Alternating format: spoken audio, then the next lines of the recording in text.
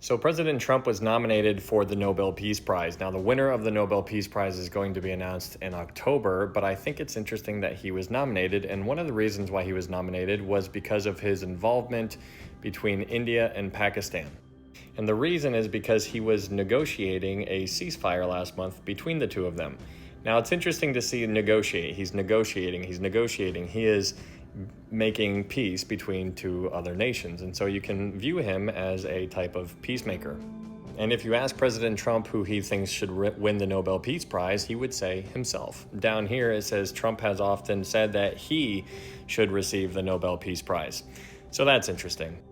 Something else that just happened today is that President Trump said that there is a deal on the table and Hamas needs to accept it. And so when you think about Hamas, the reason why Hamas is now back in the conversation is because there's now a ceasefire over in between Israel and Iran. And so since there's that ceasefire between those two, now Israel is refocusing their efforts on Hamas.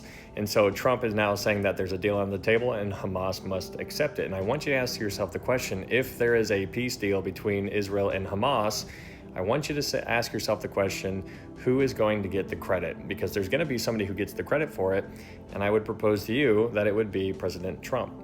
Now, what's interesting about President Trump is that he keeps on saying time and time again that he does not want a regime change over in Iran. He does not want a regime change. He does not want a regime change.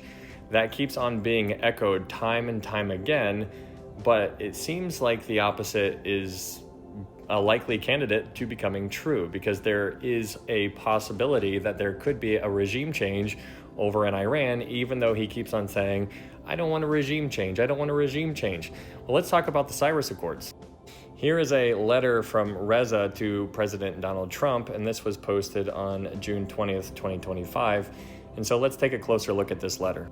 But here it says, Mr. President, in this term, you have an even greater opportunity, the chance to resolve a challenge that has eluded leaders for decades, the promise of peace and prosperity in the Middle East. And then he goes on to say, the key to that legacy lies in Iran. He goes on and says, for nearly half a century, the Islamic Republic has been the primary obstacle to peace in the region. Down here, he says, no American president has yet had the courage to put an end to this tyranny. And then he says very simply, you can. He says, not through war, but by maintaining maximum pressure on the regime and providing maximum support to the brave Iranian people. Now, we're going to come back and talk about the Iranian people, because I think that that's an interesting thing to announce, and that, I believe, has Daniel 11 implications, but we'll unpack that here in a second. He goes on to say, but this regime cannot be trusted. It is not the regime, but we, the Iranian people, who are your true partners for peace. The Iranian people are his true partners for peace. Remember that. He goes on and says, Mr. President, you have the opportunity to go beyond the groundbreaking Abraham Accords by helping to facilitate the Cyrus Accords, uniting Israel, Arab nations, and a free Iran. Interesting grouping of people there. A free Iran. And then he goes on to say, you can transform the Middle East and the world. That's what he's saying here in this letter. You can transform the Middle East and the world. And then down here at the bottom it says, you can secure a legacy as a true architect of peace. Those are some words right there. But now let's talk about the Iranian people who he is claiming that is your true partners for peace. The Iranian people are the true partners for peace. Let's go to Daniel 11. In Daniel 11, in regards to the Antichrist, whoever the Antichrist is going to be, you read this verse in 21, it says, and in his place shall arise a vile person, to whom they will not give the honor of royalty, but he shall come in peaceably. Now the word peaceably there, let's see some of the definitions real quick. Can be quietness, ease, or prosperity. So it seems like he comes in peaceably or with ease. But he comes in peaceably and seizes the kingdom by intrigue. And then down here in verse 23, it says, "And after the league is made with him, he shall act deceitfully.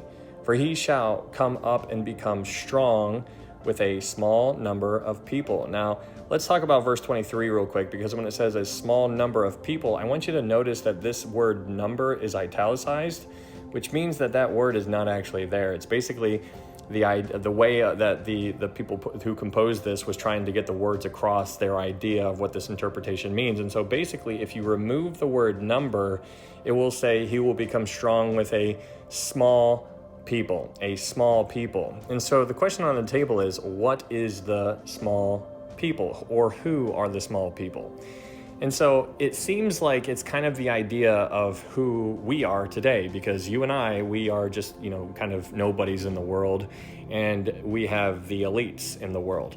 And so when you compare the two, you have the powers that be, the people calling the shots, compared to people like you and I. We can be viewed as a small people, because, it's kind of like, what is that movie, the TV show A Bug's Life, where, like the grasshopper or whatever is like saying, hey, we're not afraid of the ants, but if all of the ants work together, then we're afraid of all of them. And so I would propose that an idea possibly could be the small people could be you and I.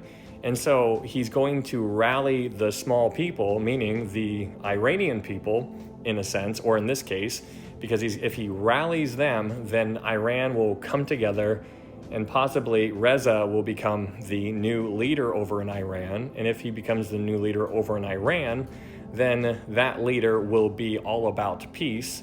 And he already is very actively speaking out loud for everybody to hear, that he wants peace in the form of the Cyrus Accords. And so if the Cyrus Accords are going to come into effect, it's going to be building on top of the Abraham Accords. It's just going to be basically bringing the ball across into the end zone, in a sense, and then there would be peace in the Middle East. And that is huge.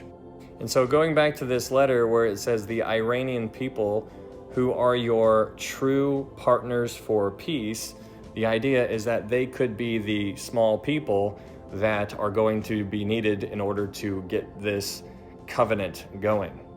And then you have this post, which was posted today, June 24th, 2025, and it says, Iran is burning from within, and the regime broadcasts images of victory, but it says the people are angry in the streets. And so it's interesting to see, like what they say is not really what's happening. And so when you see that the Iranian people, the Iranian leadership, the government over there, they're declaring victory and celebrating, and that's what they're posting all over the place. But the reality is that there are people super upset over, and they are oppressed people, and they have just about had it. And so just like how their government says something that is incorrect, it seems like the same thing could be applied in our world today, because when he says he does not want a regime change in Iran since it leads to chaos, the opposite could be true. So he's saying, I don't want this to happen. No, please, don't have a regime change. No, definitely don't do that. That kind of thing. And so that's the vibe. I don't know if that's true. I don't know if that's accurate. It's just an idea that you guys can consider, bounce around in your head. But this is all very fascinating to see the Cyrus Accords, to see how very outspoken he is in regard to how he's addressing President Trump, how he's the former crown prince. I mean, they already have a guy who can just literally step in and everybody already loves him. So it seems to make it seems to make sense to me. And so I'm not saying it's going to happen, but it is definitely a possibility, and it's very provocative. And so one way or the other, we are all one day closer to home, guys. And so I want you to imagine that the rapture is going to happen right here in like 5 minutes by the time you're done watching this video, because that is a very real possibility. And we need to be living as if this is a very real possibility. And if we believe these things, then we are going to be living so much more for the Lord.